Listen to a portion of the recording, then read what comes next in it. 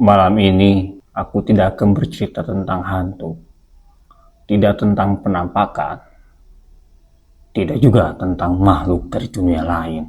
Karena horor yang akan kamu dengar pernah nyata, pernah terjadi, dan pelakunya adalah manusia. Namanya Sumanto.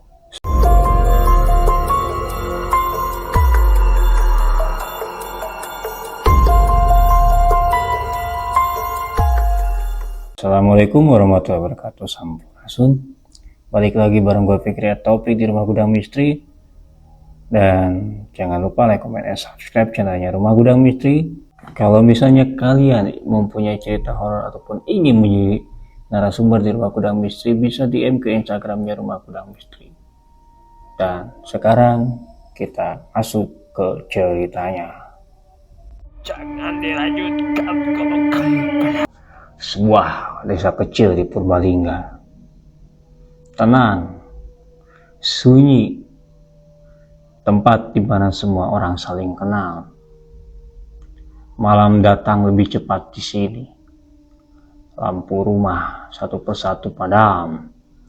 Dan setelah jam 9 malam, desa ini seperti berhenti bernapas. Namun, sejak beberapa minggu terakhir, ada yang terasa berbeda. Anjing-anjing sering menggonggong ke arah kuburan.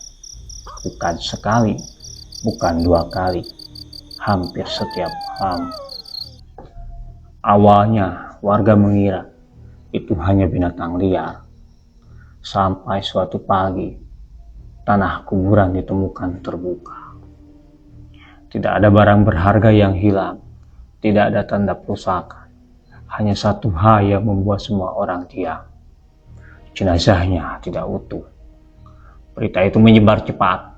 Bisik-bisik mulai terdengar di warung. Doa malam makin panjang. Anak-anak dilarang keluar setelah maghrib. Semua orang bertanya hal yang sama. Siapa yang berani melakukan ini?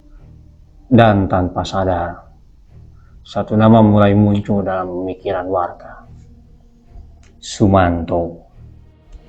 Pria pendiam, berpakaian lusuh, dan sering terlihat duduk sendirian di pinggir desa. Ia jarang berbicara. Kalau ditanya, jawabannya pendek.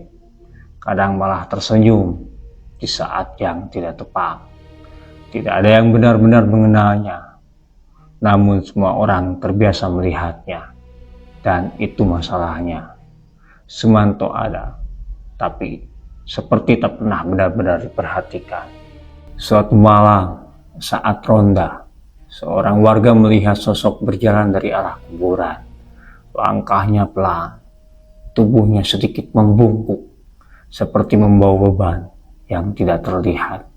Senter diarahkan, sosok itu berhenti. Itulah Sumanto.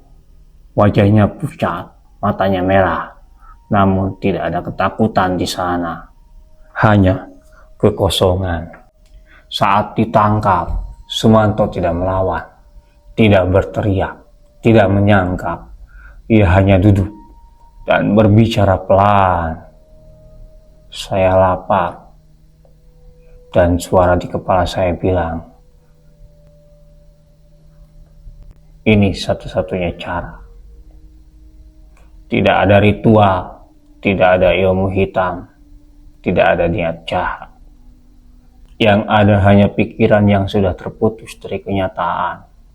Dokter menyebutnya gangguan jiwa berat. Psikolog mengatakan ia tak sepenuhnya sadar dengan apa yang ia lakukan. Namun bagi warga desa, semua itu tidak menghapus rasa takut.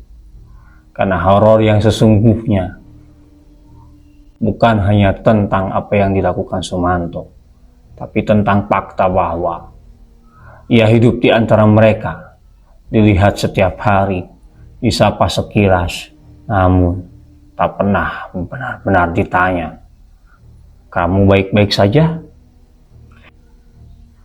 Malam ini, jika kamu mendengar cerita ini sendirian, ingat satu hal. Horor yang paling nyata tidak selalu berwujud hantu. Kadang, ia duduk diam di sudut ruangan, tak bersuara, menunggu tanpa ada yang peduli.